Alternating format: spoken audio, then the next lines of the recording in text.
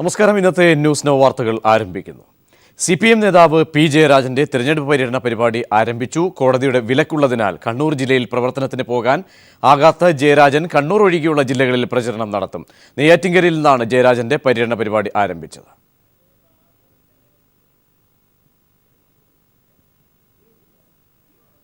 നെയ്യാറ്റിൻകരയിലെ ഇടതുമുന്നണി സ്ഥാനാർത്ഥി K. ആൻസലന്റെ തെരഞ്ഞെടുപ്പ് പ്രചരണത്തിനാണ് CPIM സംസ്ഥാന കമ്മിറ്റി അംഗം P. ജയരാജൻ നെയ്യാറ്റിൻകരയിലെത്തിയത്. നെയ്യാറ്റിൻകരയിലെ പെരുമ്പഴുതൂരിലായിരുന്നു P. ജയരാജന്റെ ആദ്യ പരിപാടി. ജാമ്യവ്യവസ്ഥ പ്രകാരം കണ്ണൂർ ജില്ലയിൽ പ്രവേശിക്കാനാവാത്തതിനാൽ മറ്റ് ജില്ലകളിൽ LDFന് വേണ്ടി ജയരാജൻ പ്രചരണം നടത്തും. പെരുമ്പഴുതൂരിലെത്തിയ ജയരാജന് പ്രവർത്തകർ ആവേശകരമായ വരവേൽപ്പാണ് നൽകിയത്. UDF RSS ഗൂഢാലോചനയുടെ ഭാഗമായിട്ടാണ് തന്നെ കള്ളക്കേസിൽ പ്രതി ചേർത്തിരിക്കുന്നതെന്ന് ജയരാജൻ പറഞ്ഞു. കോൺഗ്രസും RSSും ചേർന്നുകൊണ്ട് ഈ രാജ്യത്തിലെ ഇടതുപക്ഷ പ്രസ്ഥാനത്തെ തകർക്കാൻ, CPMന്റെ നേതാക്കന്മാരെ പിടിച്ച് ജയിലിലിടാൻ, പുറത്തു വരാത്ത വിധം ജയിലിലിടാൻ അതിനുള്ള പദ്ധതിയായിട്ടത്. പക്ഷെ കോടതിക്ക് കൃത്യമായിട്ട് മനസ്സിലായപ്പോൾ എനിക്ക് 41 ദിവസത്തെ റിമാൻഡിന് ശേഷം ജാമ്യം തന്നു. പെരുമ്പഴുതൂരിലെ പരിപാടിക്ക് ശേഷം മാറനല്ലൂരിലെ LDF പ്രചരണ പരിപാടിയിലും P. ജയരാജൻ പങ്കെടുത്തു. News bureau, Thiruvananthapuram. ശക്തരായ സ്ഥാനാർത്ഥികളുടെ രംഗപ്രവേശനത്തോടെ നേമത്തെ മത്സരം പ്രവചനാതീതമാവുകയാണ്. ആദ്യ റൗണ്ട് പ്രചരണം പിന്നിട്ടതോടെ 3 മുന്നണികളും വാശിയോടെ പൊരുതുകയാണ്. O. രാജഗോപാലാണ് BJPയുടെ പ്രതീക്ഷയെങ്കിൽ അടുത്തിടെ കളം മാറി ചവിട്ടിയ മുൻമന്ത്രി V. സുരേന്ദ്രൻപിള്ളയാണ് UDFനു വേണ്ടി പോരിനിറങ്ങുന്നത്. സിറ്റിംഗ് MLA ശിവൻകുട്ടിയെ മുന്നിൽ നിർത്തിയാണ് LDF മണ്ഡലത്തിലെ ഹൃദയം പിടിക്കാൻ ഒരുങ്ങുന്നത്. പരിക്കേറ്റ കാലിലെ പ്ലാസ്റ്റർ നീങ്ങി, പകരം പുതിയ ബാൻഡേജ് ഇട്ടു. എന്നാലും നടപ്പ് പഴയ രൂപത്തിലാവണമെങ്കിൽ ഇനിയും 3 ആഴ്ച കൂടി വേണം. ഡോക്ടർ 3 ആഴ്ചത്തെ നല്ല നടപ്പിന് ശിക്ഷിച്ചതിൻ്റെ സങ്കോചമൊന്നുമില്ലാതെ ശിവൻകുട്ടി നേമത്ത് പ്രചരണത്തിൽ സജീവമായി. ബാൻഡേജ് ഇട്ട കാലുമായി ആദ്യം പോയത് മുട്ടത്ര ബാലകൃഷ്ണസ്വാമി ക്ഷേത്രത്തിലെ പൊങ്കാല മഹോത്സവ വേദിയിലേക്കാണ്. തിളച്ചു തൂവുന്ന പൊങ്കാല കലങ്ങൾക്ക് നടുവിലൂടെ നടന്നു വരുന്ന MLA കണ്ടപ്പോൾ പ്രായമായ സ്ത്രീകൾ ഓടിവന്ന് കുശലം പറഞ്ഞു. പൊങ്കാലയിടുന്നവരിൽ പലരും ശിവൻകുട്ടിയുടെ പരിചയക്കാരാണ്. കുഞ്ഞുങ്ങളിൽ ചിലരെ MLA മാമൻ വാരിയെടുത്തപ്പോൾ ചുറ്റും കൂടി നിന്നവർ സന്തോഷം കൊണ്ട് പൊട്ടിച്ചിരിച്ചു. കൗതുകം പകർത്താൻ തിരക്ക് കൂട്ടുന്ന ക്യാമറകളോട് ഇതൊക്കെ നമ്മളുടെ പിള്ളേരെന്നൊരു കമൻറ്റ് കൂടി പാസ്സാക്കിയപ്പോൾ പൊട്ടിച്ചിരി കൂട്ടച്ചിരിയായി മാറി. പഴയ SFI കാലഘട്ടത്തിലെ സുഹൃത്തുക്കൾ തയ്യാറാക്കുന്ന ഡോക്യുമെൻ്ററിക്ക് വേണ്ടി നിയമസഭയ്ക്ക് മുന്നിൽ ചെറിയൊരു ഫോട്ടോഷൂട്ട്. ഫൈറ്റും എതിരാളികളും എങ്ങനെയുണ്ടെന്ന് ചോദിച്ചപ്പോൾ ശിവൻകുട്ടി ടോപ്പ് ഗിയറിലെത്തി. ഈ കഴിഞ്ഞ പ്രാവശ്യം മത്സരിച്ചിട്ട് പോയതിന് ശേഷം ശ്രീ O. രാജഗോപാൽ അവിടെ തിരിഞ്ഞു നോക്കിയിട്ടേയില്ല. ഒരു തോറ്റ സ്ഥാനാർത്ഥിക്കും ഇടപെടേണ്ട ചില പ്രശ്നങ്ങളുണ്ടല്ലോ, അദ്ദേഹത്തിൻ്റെ സാന്നിധ്യം അറിയിക്കേണ്ട ചില പ്രശ്നങ്ങളുണ്ടല്ലോ. അദ്ദേഹം 18 തെരഞ്ഞെടുപ്പിൽ അസംബ്ലി തെരഞ്ഞെടുപ്പ് മത്സരിച്ചപ്പോഴും ഞാൻ അന്വേഷിച്ചിടത്തോളം ഇതേ നിലപാട് തന്നെയാണ് അദ്ദേഹം സ്വീകരിച്ചിട്ടുള്ളത്. ഇടതുപക്ഷത്ത് നിന്ന് അടുത്തിടെ മറുകണ്ഠം ചാടിയ സുരേന്ദ്രൻപിള്ളയ്ക്കും തിരക്കോട് തിരക്കാണ്. വാർഡ് കൺവെൻഷനുകളിൽ ഓടിയെത്തി മുഖം കാണിക്കുന്ന തിരക്കിലാണ് സുരേന്ദ്രൻപിള്ള. പ്രധാന എതിരാളി ആരെന്ന് ചോദിച്ചപ്പോൾ മറുപടി കേട്ട് ഞങ്ങളും ഒന്ന് ഞെട്ടി. ഞാനിപ്പോൾ നല്ല മത്സരം ആണിപ്പോൾ നടത്തിക്കൊണ്ടിരിക്കുന്നത്. O. രാജഗോപാലാകും ഒരു 2-4 ദിവസം കൂടെ കഴിയുമ്പോൾ എൻ്റെ എതിരാളി. 86 വയസ്സുള്ള O. രാജഗോപാലിനിത് 18ാമത്തെ തിരഞ്ഞെടുപ്പ് പോരാട്ടമാണ്. അതുകൊണ്ട് തന്നെ 18 അടവും പയറ്റിയാണ് BJP നേമത്ത് പോരാടുന്നത്. കടുത്ത പോരാട്ടം നടക്കുന്ന നിയമമണ്ഡലം 3 മുന്നണികൾക്കും ഒരു മോഹമായി മാറുകയാണെന്ന് ചുരുക്കം. രാഷ്ട്രീയ പോരാട്ടം അതിൻ്റെ പാരമ്യതയിൽ എത്തി നിൽക്കെ 3 മുന്നണികൾക്കും ഒരുപോലെ മോഹമായി മാറുകയാണ് നേമം. ക്യാമറമാൻ ദേവദത്തിനൊപ്പം S. ജീവൻകുമാർ, തിരുവനന്തപുരം. ഫേസ്ബുക്കിനും ട്വിറ്ററിനും പുറകെ മൊബൈൽ ആപ്പിലൂടെയും VS ജനങ്ങളിലേക്ക്. VS അച്യുതാനന്ദൻ എന്ന പേരുള്ള ആൻഡ്രോയിഡ് ആപ്ലിക്കേഷൻ പുറത്തിറങ്ങി. VSന്റെ പ്രസ്താവനകളും ഫോട്ടോകളും വീഡിയോകളും ഉൾക്കൊള്ളുന്നതാണ് ആപ്പ്. ആപ്പിൻ്റെ ഔദ്യോഗിക ഉദ്ഘാടനം ഇന്ന് പാലക്കാട് നടക്കും. ഫേസ്ബുക്കിലും ട്വിറ്ററിലും വെബ്സൈറ്റിലും സജീവമായി നവമാധ്യമ ലോകത്ത് മണിക്കൂറുകൾക്കകം ശക്തമായ സാന്നിധ്യമറിയിച്ച പ്രതിപക്ഷ നേതാവ് VS അച്യുതാനന്ദൻ മൊബൈൽ ആപ്പിലൂടെയും ജനങ്ങളിലേക്കെത്തുകയാണ്. VS അച്യുതാനന്ദൻ എന്ന ആൻഡ്രോയിഡ് ആപ്പിലൂടെ VSന്റെ വിശേഷങ്ങൾ വിരൽ തൊടുന്ന മാത്രയിൽ ഇനി നമുക്ക് മുന്നിലെത്തും. ഈ 2 അക്ഷരങ്ങൾ ഇന്ന് മലയാളികളുടെ മനസ്സാക്ഷിയുടെ ശബ്ദമാണ്. കഴിഞ്ഞ 65 വർഷമായി അനുസ്യൂതം തുടരുന്ന ഒരു കമ്മ്യൂണിസ്റ്റ് വിപ്ലവകാരിയുടെ അചഞ്ചലമായ കുതിപ്പുകൾ. ആപ്പിലെ VSന്റെ ഫോട്ടോയിൽ തൊട്ടാൽ അദ്ദേഹത്തിന്റെ ജീവചരിത്രം വായിക്കാം.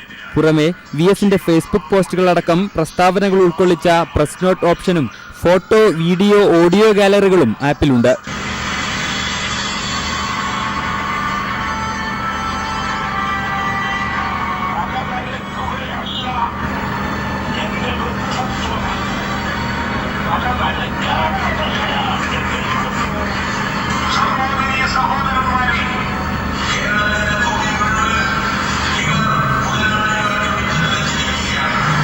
പ്ലേ സ്റ്റോറിൽ VS അച്യുതാനന്ദൻ ലഭ്യമായി മണിക്കൂറുകൾക്കകം തന്നെ ഒട്ടേറെ പേരാണ് ആപ്പ് ഡൗൺലോഡ് ചെയ്തത്. ഫേസ്ബുക്കിലും ട്വിറ്ററിലും എന്ന പോലെ മൊബൈൽ ആപ്പിലും VSന് മികച്ച പ്രതികരണമാണ് ലഭിക്കുന്നത്. News bureau, Thiruvananthapuram. പശ്ചിമബംഗാൾ നിയമസഭയിലേക്കുള്ള നാലാം ഘട്ട വോട്ടെടുപ്പ് ആരംഭിച്ചു. 49 മണ്ഡലങ്ങളിലേക്കാണ് നാലാം ഘട്ടത്തിൽ വോട്ടെടുപ്പ് നടക്കുന്നത്. വിശദാംശങ്ങൾ M. സന്തോഷ് നൽകും. സന്തോഷ്, വോട്ടെടുപ്പ് ആരംഭിച്ച് കഴിഞ്ഞിരിക്കുമ്പോൾ വോട്ടിംഗ് നില ആദ്യ നിമിഷങ്ങളിലെ എത്ര ശതമാനമാണ്? ഒപ്പം തന്നെ ക്രമസമാധാന പ്രശ്നങ്ങൾ കഴിഞ്ഞ ഘട്ടങ്ങളിലെ ഓരോ ഘട്ടങ്ങളിലെയും തിരഞ്ഞെടുപ്പിൽ തൃണമൂൽ അയച്ചുവിട്ട ആക്രമണങ്ങൾ ഇന്നത്തെ സാഹചര്യത്തിൽ എങ്ങനെയൊക്കെയാണ് സുരക്ഷാ സംവിധാനങ്ങളടക്കം ഒരുക്കിയിരിക്കുന്നത്?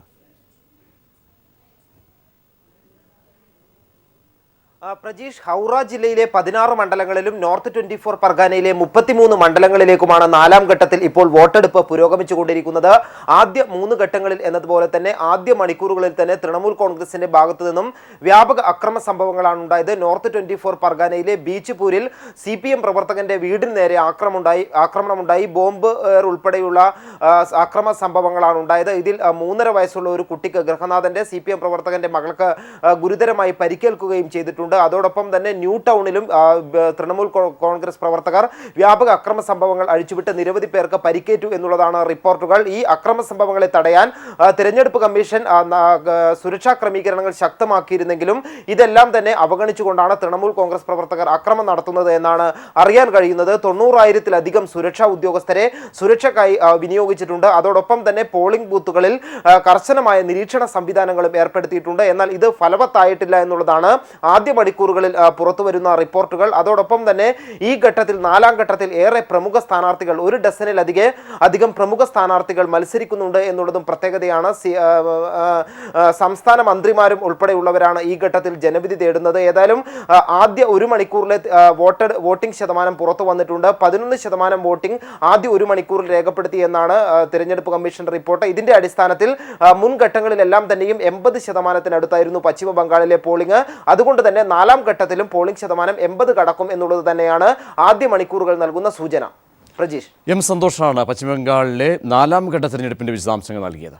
പാർലമെന്റിലെ ബജറ്റ് സമ്മേളനത്തിന്റെ 2ാം ഘട്ടം ഇന്ന് ആരംഭിക്കും. ഉത്തരാഖണ്ഡിൽ രാഷ്ട്രപതി ഭരണം ഏർപ്പെടുത്തിയ വിഷയം ചർച്ച ചെയ്യണമെന്നാവശ്യപ്പെട്ട് ഇരുസഭകളിലും കോൺഗ്രസ് അടിയന്തര പ്രമേയത്തിന് നോട്ടീസ് നൽകിയിട്ടുണ്ട്. വിജയ് മല്യ രാജ്യം വിട്ടതും വരൾച്ച നേരിടുന്നതിൽ സർക്കാർ പരാജയപ്പെട്ടതും ഉൾപ്പെടെയുള്ള വിഷയങ്ങളും സഭയെ പ്രക്ഷുബ്ധമാക്കിയേക്കും.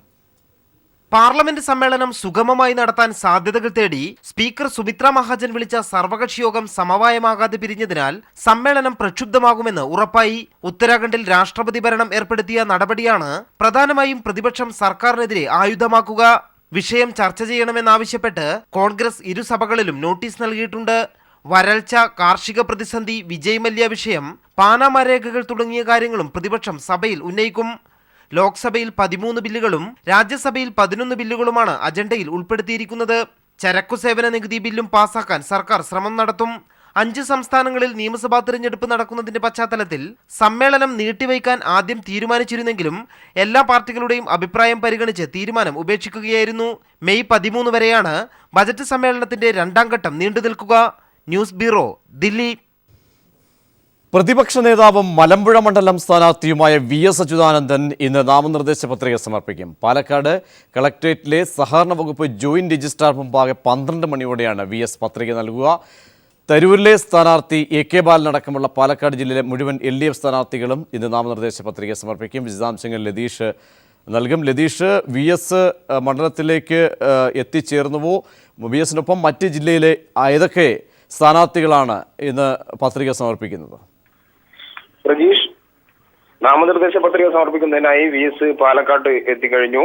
12 മണിയോടെയാണ് അദ്ദേഹം സിവിൽ സ്റ്റേഷനിലെ സഹകരണ വകുപ്പ് ജോയിന്റ് രജിസ്ട്രാർ മുമ്പാകെ നാമനിർദ്ദേശ പത്രിക സമർപ്പിക്കുക.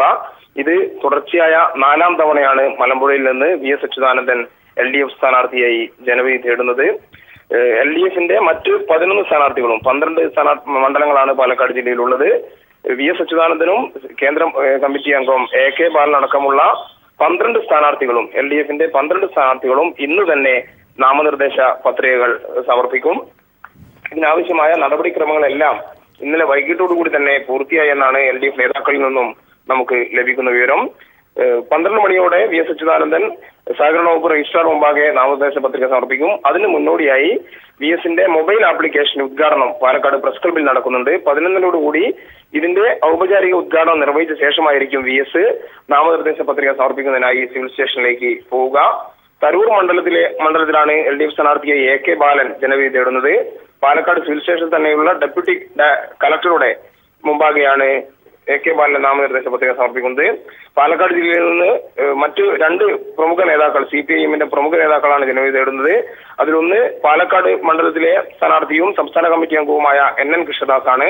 NN കൃഷ്ണദാസ് പാലക്കാട് RDO മുമ്പാകെയാണ് നാമനിർദ്ദേശ പത്രിക സമർപ്പിക്കുന്നത്.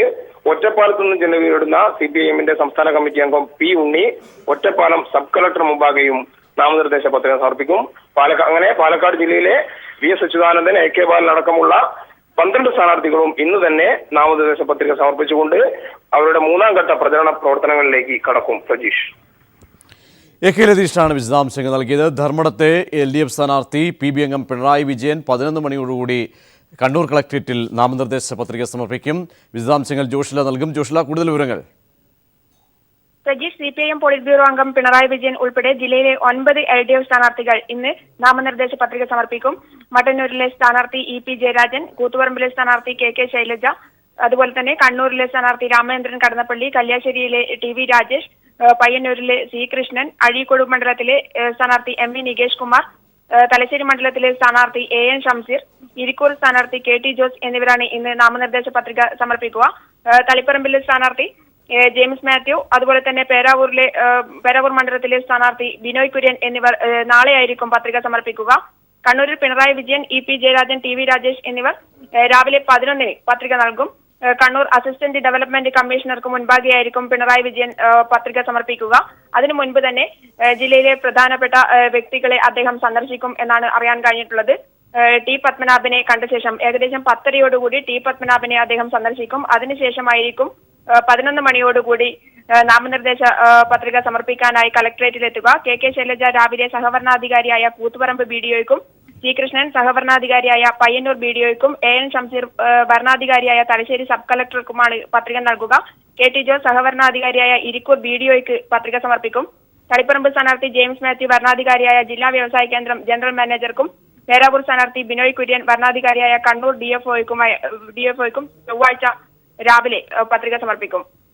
ജോഷിലയാണ് വിവരങ്ങൾ നൽകിയത്. ഇന്ന് 11 മണിയോടുകൂടി പിണറായി വിജയൻ പത്രിക സമർപ്പിക്കും. ഇരിക്കൂറിൽ കോൺഗ്രസിനെതിരെ വിമതർ ശക്തമാകുന്നു. KC ജോസഫിനെതിരെ വാട്സപ്പ് ഗ്രൂപ്പ് തെരഞ്ഞെടുത്ത വിമത സ്ഥാനാർത്ഥി രംഗത്ത്. നേരത്തെ വിമത സ്ഥാനാർത്ഥിയാകുമെന്ന് പ്രഖ്യാപിച്ച കോൺഗ്രസ് മുൻ മണ്ഡലം പ്രസിഡന്റ് അബ്ദുൽ ഖാദർ വാട്സ് ഗ്രൂപ്പ് കൺവെൻഷനിൽ എത്തി പുതിയ സ്ഥാനാർത്ഥിക്ക് പിന്തുണ പ്രഖ്യാപിച്ചു. KC ജോസഫിന്റെ സ്ഥാനാർത്ഥിത്വത്തിനെതിരെ നവമാധ്യമ രംഗത്ത് നിന്നും വിമത സ്ഥാനാർത്ഥി രംഗത്ത്. 35 വർഷമായി കോട്ടയത്ത് നിന്നും മത്സരിക്കാൻ മാത്രം ഇരിക്കൂറിലെത്തുന്ന KC ജോസഫിനെതിരെ ശക്തമായ എതിർപ്പുകളാണ് മണ്ഡലത്തിൽ നിന്നും ഉയരുന്നത്. ഇരിക്കൂറിലെ കോൺഗ്രസ് മണ്ഡലം പ്രസിഡന്റായിരുന്ന അബ്ദുൽ ഖാദറാണ് KC ജോസഫിനെതിരെ മത്സരിക്കാൻ ആദ്യം രംഗത്തെത്തിയത്. ഇപ്പോൾ ഇരിക്കൂറിലെ UDF-കാർ അംഗങ്ങളായുള്ള വാട്സപ്പ് ഗ്രൂപ്പാണ് പൊതുസമ്മതനായ വിമത സ്ഥാനാർത്ഥിയെ KC ജോസഫിനെതിരെ രംഗത്തിറക്കിയിരിക്കുന്നത്. 10,000 അംഗങ്ങളുള്ള change KC, save Irikkur, quit KC, save Irikkur എന്നീ വാട്സപ്പ് ഫേസ്ബുക്ക് കൂട്ടായ്മകളാണ് KC ജോസഫിനെതിരെ AK ഷാജിയെ സ്ഥാനാർത്ഥിയായി രംഗത്തിറക്കിയിട്ടുള്ളത്. നമ്മുടെ സ്ഥലം MLA ഇപ്പോഴും പറയുന്നത് വികസന മുരടിപ്പിന് ഞങ്ങൾക്കൊരു അവസരം എന്നാണ് പറയുന്നത്. അത് തന്നെയാണ് ഞങ്ങൾ പറയുന്നത്, വികസന മുരടിപ്പിന് ഞങ്ങൾക്ക് ഒരു അവസരം. അദ്ദേഹം അടുത്ത 35 വർഷത്തെ കാലാവധി ഞങ്ങൾക്ക് ആവശ്യമില്ല. ഞങ്ങൾക്ക് ഒരു 35 ദിവസം മതി വികസനത്തിൻ്റെ ഒരു ബുള്ളറ്റ് ട്രെയിൻ ഞങ്ങൾ ഈ മണ്ഡലത്തിൽ ഓടി. ഞങ്ങൾ ഇപ്പോൾ തന്നെ ഏകദേശം 27,000 വോട്ടുകൾ ഉറപ്പുവരുത്തി കഴിഞ്ഞു. വിമത സ്ഥാനാർത്ഥിയായി മത്സരിക്കാൻ രംഗത്ത് വന്ന അബ്ദുൽ ഖാദറും വാട്സപ്പ് ഗ്രൂപ്പ് സ്ഥാനാർത്ഥി കൺവെൻഷനിൽ പങ്കെടുത്ത് പിന്തുണ പ്രഖ്യാപിച്ചു. അബ്ദുൽ ഖാദറിന് പകരം പരിസ്ഥിതി പ്രവർത്തകനും സാമൂഹ്യ പ്രവർത്തകനുമായ AK ഷാജി മത്സര രംഗത്തിറങ്ങും. ഇരിക്കൂർ മണ്ഡലത്തിന്റെ വിവിധ ഭാഗങ്ങളിൽ നിന്നുയരുന്ന വിമത കൂട്ടായ്മയുടെ ഏകോപനമാണ് ഇരിക്കൂറിൽ വാട്സപ്പ് ഗ്രൂപ്പ് കൺവെൻഷനിലൂടെ തെളിഞ്ഞത്. സിറ്റിംഗ് സീറ്റിൽ KC ജോസഫിന് ഇത് വൻ തിരിച്ചടിയാകും. PV Joshila, news bureau, Kannur. പ്രായഭേദമന്യേ ശബരിമലയിൽ സ്ത്രീകളെ പ്രവേശിപ്പിക്കണമെന്നാവശ്യപ്പെട്ടുള്ള ഹർജി സുപ്രീം കോടതി ഇന്ന് പരിഗണിക്കും. ജസ്റ്റിസ് ദീപക് മിശ്ര അധ്യക്ഷനായ ബെഞ്ചാണ് കേസ് പരിഗണിക്കുക. കേസിൽ ആമിക്കസ് ക്യൂറി രാജു രാമചന്ദ്രന്റെ വാദം ഇന്നും തുടരും. കഴിഞ്ഞ ദിവസം വാദം കേൾക്കവേ ആർത്തവത്തിന്റെ പേരിൽ സ്ത്രീകളെ മാറ്റി നിർത്തുന്നത് പരിഹാസ്യമാണെന്ന് ആമിക്കസ് ക്യൂറി സുപ്രീം കോടതിയിൽ അറിയിച്ചിരുന്നു. മൗലികാവകാശം ഉറപ്പുവരുത്തുകയാണ് ഭരണഘടനയുടെ പ്രാഥമിക ദൗത്യമെന്നും യുവതികൾക്ക് സന്നിധാനത്ത് പ്രവേശനം നിഷേധിച്ച കേരള ഹൈക്കോടതി ഉത്തരവ് കേസിൽ ബാധകമാകില്ലെന്നും കോടതി വ്യക്തമാക്കിയിരുന്നു.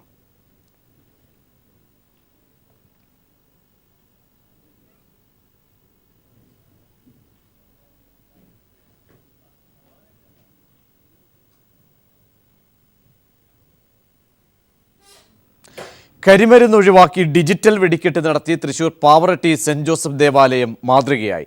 തിരുനാളിനോടനുബന്ധിച്ചുള്ള വെടിക്കെട്ടിലാണ് നാടൻ അമിട്ടുകൾ ഒഴിവാക്കി നവീന രീതികൾ പരീക്ഷിച്ചത്. പരവൂർ അപകടത്തിന്റെ പശ്ചാത്തലത്തിലാണ് 1 നൂറ്റാണ്ട് പഴക്കമുള്ള വെടിക്കെട്ട് ശബ്ദ ഗാംഭീര്യം കുറച്ച് ഡിജിറ്റൽ സംവിധാനത്തിലേക്ക് മാറ്റിയത്. പാവറട്ടി സെന്റ് ജോസഫ് ദേവാലയത്തിലെ 8-ാം തിരുനാളിന് ഇക്കുറി കാതടപ്പിക്കുന്ന ശബ്ദമുള്ള അമിട്ടുകളെത്തിയില്ല. പകരം വാനിൽ വർണ്ണവിസ്മയം തീർക്കുന്ന ഡിജിറ്റൽ വെടിക്കെട്ടാണ് നടന്നത്.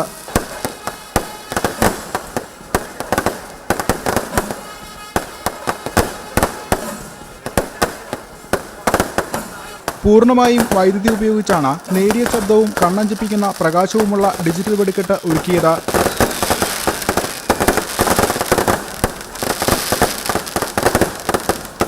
ദുബായ് ഷോപ്പിംഗ് ഫെസ്റ്റിവലിൽ വെടിക്കെട്ടൊരുക്കിയ അട്ടാണി ഫ്രാൻസിസിന്റെ നേതൃത്വത്തിലാണ് വെടിക്കെട്ടൊരുക്കിയത്. പള്ളി മൈതാനിയിൽ പ്രത്യേകം ഒരുക്കിയ കൺട്രോൾ ബോക്സിലായിരുന്നു ഡിജിറ്റൽ വെടിക്കെട്ടിന്റെ പൂർണ്ണ നിയന്ത്രണം. പരവൂർ അപകടത്തിന്റെ പശ്ചാത്തലത്തിലാണ് ശബ്ദഗാംഭീര്യം കുറച്ച വെടിക്കെട്ട് ഡിജിറ്റൽ സംവിധാനത്തിലേക്ക് മാറ്റിയത്. News bureau, Thrissur. ഇളയ ദളപതി വിജയുടെ പുതിയ ചിത്രം തെറി വിജയം നേരിടുമ്പോൾ അതിൽ പ്രതീക്ഷ വയ്ക്കുന്ന ഒരു മലയാളിയുണ്ട്. ബിനീഷ് ബാസ്റ്റിൻ എന്ന കൊച്ചിക്കാരൻ.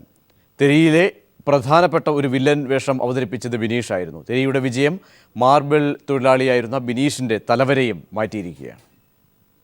നട്ടുച്ചയ്ക്ക് വെയിലും കൊണ്ട് സ്കൂട്ടറിന് പിറകിലിരുന്നു വരുന്ന ഈ മനുഷ്യനാണ് ഇന്ന് കോളിവുഡിലെ പുതിയ സംസാര വിഷയം. ഇളയ ദളപതി വിജയുടെ പുതിയ ചിത്രത്തിലെ പ്രതിയോഗി. തെരിയിൽ ബിനീഷ് ബാസ്റ്റിന്റെ പ്രകടനം ഇതിനകം സിനിമാ ലോകത്ത് ചർച്ചയായി കഴിഞ്ഞു. കാര്യം 58 മലയാള ചിത്രങ്ങളിൽ ബിനീഷ് ആവശ്യത്തിനധികം ഇടികൊണ്ടു കഴിഞ്ഞു. പക്ഷെ നന്നായില്ല.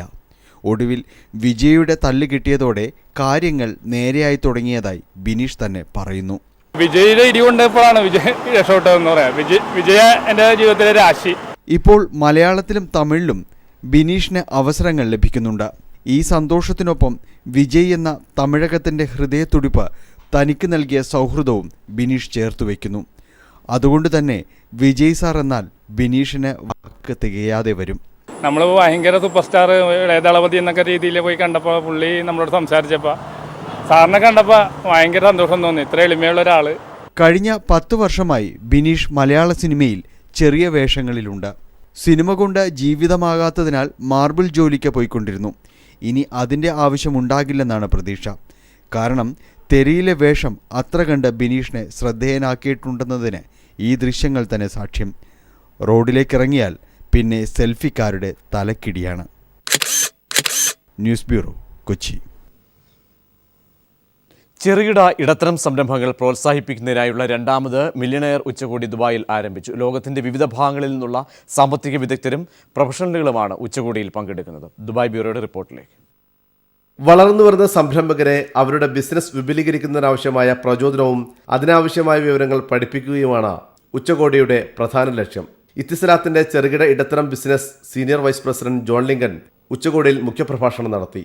ലോകത്തിന്റെ വിവിധ ഭാഗങ്ങളിൽ നിന്നെത്തിയ സാമ്പത്തിക വിദഗ്ധർ അവരുടെ അനുഭവങ്ങൾ ഉച്ചകോടിയിൽ പങ്കുവച്ചു. Well, we have speakers coming from America, UK, Australia, and people covering some.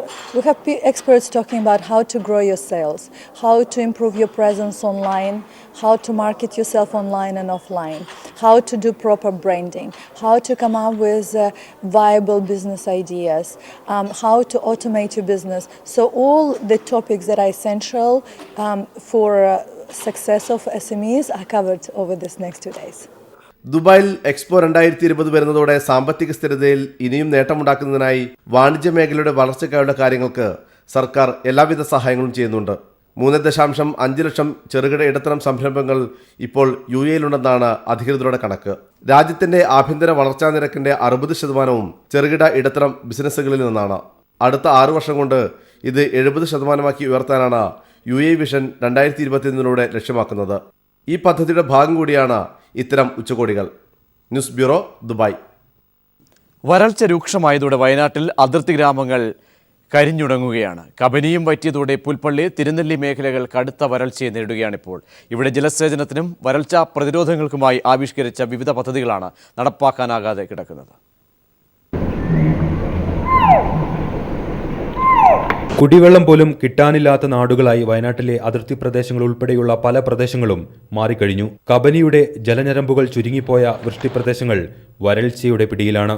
Pulpally, Mullankolli, Thirunelli ഉൾപ്പെടെയുള്ള പ്രദേശങ്ങളിലെ മിക്കയിടവും പൊള്ളുന്ന വേനലിന്റെ കരങ്ങളെ സ്പർശിക്കാനാവാതെ കരിഞ്ഞുപോയിരിക്കുന്നു. 1 ഏക്കർ 3/4 ഏക്കർ സ്ഥലങ്ങൾക്ക് മൊത്തം പോയി. ഇപ്പോൾ 1.5-3 ഏക്കർ 2-2.5 ഏക്കർ സ്ഥലം എല്ലാം അത് മൊത്തം ഇതുപോലെ നശിച്ചു പോയേക്കുമല്ലേ, മൊത്തം നശിച്ചു പോയി. കബനിയുടെ കരയെ കർണാടകയിൽ നിന്നുള്ള ഉഷ്ണവായുവിൽ നിന്ന് സംരക്ഷിച്ച മുളങ്കാടുകളോ മരങ്ങളോ നദിക്കരയിൽ നിന്നില്ല. 2013 ഇതിനു പരിഹാരമായി ആവിഷ്കരിച്ച ജൈവവേലി ഉൾപ്പെടെയുള്ള പരിഹാരമാർഗങ്ങളൊന്നും നടപ്പായില്ല. കാവേരി നദീജല ട്രൈബ്യൂണലിന്റെ 2007 വിധിപ്രകാരം 30 TMC ജലം കേരളത്തിന് ഉപയോഗപ്പെടുത്താവുന്നതാണ്. എന്നാൽ 9 TMC ജലം മാത്രമാണ് കബനിയിൽ നിന്ന് കേരളം ഉപയോഗിക്കുന്നത്. 100 കണക്കിന് കർഷകരാണ് അടുത്ത കാലത്ത് ഇവിടെ കൃഷി ഉപേക്ഷിച്ചത്. 2005-10 കാലഘട്ടത്തിൽ മുള്ളംകൊല്ലി പഞ്ചായത്തിൽ തന്നെ 1850 ഏക്കർ സ്ഥലത്ത് ജലസേചനത്തിന് വേണ്ടിയിട്ടുള്ള ഒരു പദ്ധതി ഗ്രാമപഞ്ചായത്തിന് നേതൃത്വം തയ്യാറാക്കി. അതിനുള്ള സാധ്യതാ പഠനം നടത്തി എസ്റ്റിമേറ്റ് തയ്യാറാക്കി ജലസേന വകുപ്പിനെ ഏൽപ്പിച്ചാണ്. പക്ഷേ ഗവൺമെൻറ് ഒരു പൈസ പോലും ബഡ്ജറ്റിൽ വകയിരുത്തില്ല. അതുകൊണ്ട് തന്നെ ആ പദ്ധതി നടപ്പിലാക്കിയിട്ടില്ല. കാര്യക്ഷമമായ ഇടപെടലുകളില്ലെങ്കിൽ ഉഷ്ണവായു കരിയിച്ചു കളഞ്ഞ മറ്റൊരു പ്രദേശമാകും ഇവിടം. ക്യാമറമാൻ ജിബേഷിനൊപ്പം വയനാട്ടിൽ നിന്നും അനൂപ് കയാർ.